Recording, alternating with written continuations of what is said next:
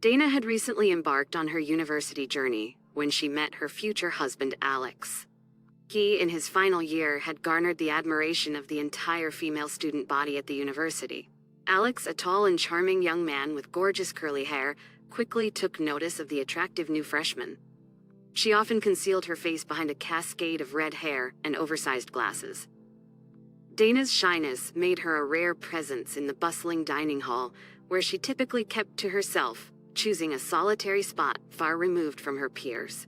One day, Alex boldly took a seat beside her and struck up a conversation. He possessed the knack for getting anyone to open up, but Dana responded with a quiet smile and silent nods. Throughout the meal, she offered only a few brief words, yet Alex remained undeterred. Every day, he made a point to sit beside her, engaging in casual conversations about various topics, occasionally sharing bits about himself and asking her questions. In a month, they became inseparable, and Dana began to look more confident. As graduation, diploma defense, and exams loomed closer, their presence on campus diminished and they became busier with work practice and preparing for the defense. Dana yearned for her friend, and one day she decided to express her feelings. They sat together outside the university. The spring air stirred their minds and awakened the fondest memories associated with this beautiful time.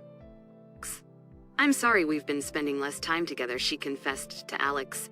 The guy smiled, "But I have a proposition for you." He looked at Dana expectantly for a while. He leaned down to give her a kiss. A dozen years had flown by since that moment. Now, both in their 30s, they were married and proud parents of 2 children. Domestic life had taken over their lives. At times, the chaos of daily life left them with little time to even exchange words after a long day's work. "Hi," whispered Alex. After tucking the children into bed, he joined his wife for a brief respite. She sat in front of the TV, seeking relaxation after a long day at work. The man's eyes were already slipping, but he resolved to engage in a conversation with his beloved. Dana greeted him with a warm smile and set aside her knitting, taking her husband's hand as she inquired, "How was your day?" After talking a little about the day gone by, Alex departed, leaving Dana in solitude. Dana was working in her major, teaching at the university where she and Alex had completed their degrees. This academic year marked her return to the institution after exploring various professions subsequent to her own graduation. She hesitated and admitted, "I'm not prepared." She had no desire to revisit the confines of that institution. Dana spent a couple more years trying to find herself, but eventually she surrendered and resumed her career in teaching. She was promptly assigned a group of freshmen to mentor, who were essentially yesterday's school children. Dana gazed at them with a touch of longing, as she herself was no longer as youthful. These students had their entire lives ahead of them, while she, at 30 years old, was a married aunt with 2 children and a job she didn't like. Dana enjoyed socializing with her students. On occasion, they would stay back after classes, sipping tea and engaging in lively conversations. With time, the students grew more open with her, confiding in her with their secrets. Dana valued this connection and started to reconsider whether her job was as bad as she had once thought. Then one day, after the final set of classes, when deep autumn had set in with cold rain and snow swirling outside and everyone was in a rush to head home, there was a knock on the office door.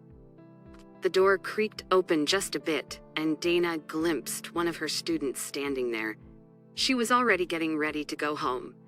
Alex had spent the entire day looking after their unwell children who had fallen ill, and he had volunteered to take a day off for himself. Dana had readily accepted the offer. She had no desire to stay late at work right now. For once, she and her husband could sit down in the evening and talk. "Hurry, please. I'm in a rush to get home. I need to ask you something." The young man approached the desk where Donna was occupied with finishing up her paperwork. She greeted him with a polite smile, saying, "I hope your question won't take too much time."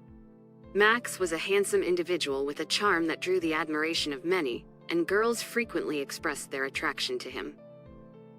He reveled in the attention he received. Just like Alex once did, Dana thought.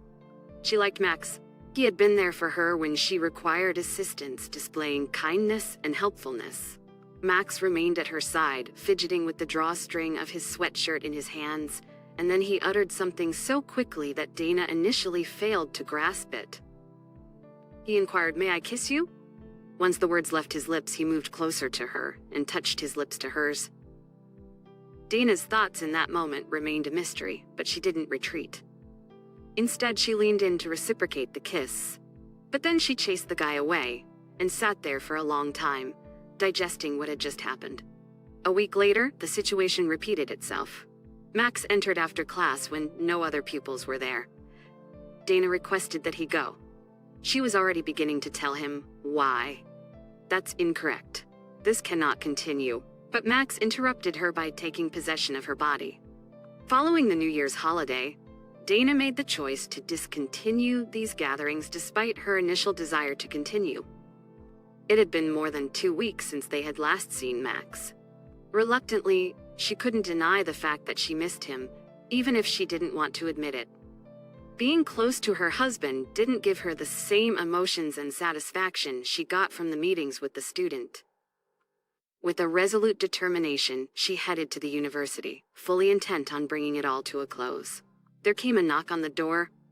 She knew precisely who was on the other side and what awaited her. "I've missed you, Dana," Max whispered. The key that Dana habitually left in the door quietly turned, and they embraced for several minutes. As Max reached beneath her blouse, she abruptly halted him, saying, "Don't. We need to part ways. It's for our mutual good," she explained. They engaged in a lengthy conversation. Max was seething with determination to demonstrate that they were better off staying together, convinced that their separation would only lead to problems. Yet Dana remained resolute, paying no heed to his arguments and persistently insisted that he leave. Following that, she wept for another hour while seated at the table. The following morning, Dana was roused from her sleep by a ringing phone.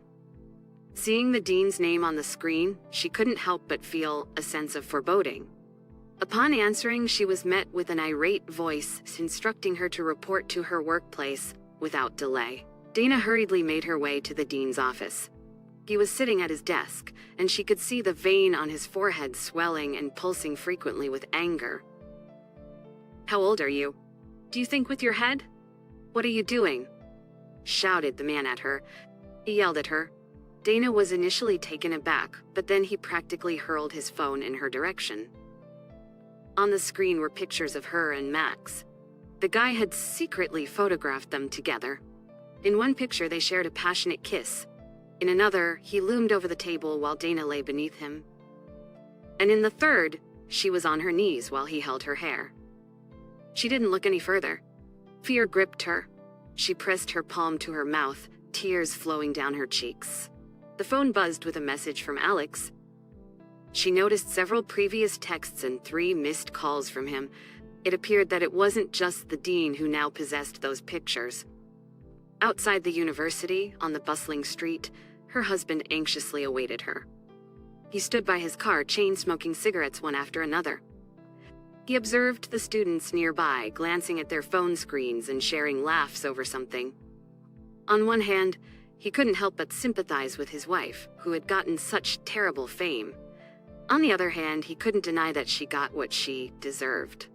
Dana hurriedly left the university, her face concealed. However, the young onlookers continued to point and laugh with hurtful words shouted by some. She and her husband eventually retreated into their car. Alex shouted while Dana's tears flowed. Once the torrent of words ceased, they sat in silence, lost in their own thoughts. After Dana had regained her composure, she attempted to apologize to her husband, but he remained resolute. A month later, they received their divorce papers and went their separate ways. The children temporarily stayed with Alex, having to leave their small town due to a rampant rumor about their teacher who was seduced by a student. A tale that had spread wide and far, creating a public buzz, became often recognized in stores, sometimes even on the street. Some grown women felt it was their duty to tell her who she was now. It was slowly but surely eroding her well-being, with each passing day submerging her deeper into the abyss of depression. In a different town, she faced the daunting task of rebuilding her life from the ground up. Her heart ached for her children. The quest for a fresh employment opportunity was protracted, mainly because her expertise was confined to teaching. and returning to that profession was something she couldn't contemplate. Funds dwindled, and frequently in the evenings, tears of helplessness streamed down her face in her modest rented apartment. However, this was the consequence of her own actions, a price she now had to bear. Thank you for listening to the story until the end. If you enjoyed it, please support us with a like and subscribe to our channel. Share your thoughts about the story in the comments.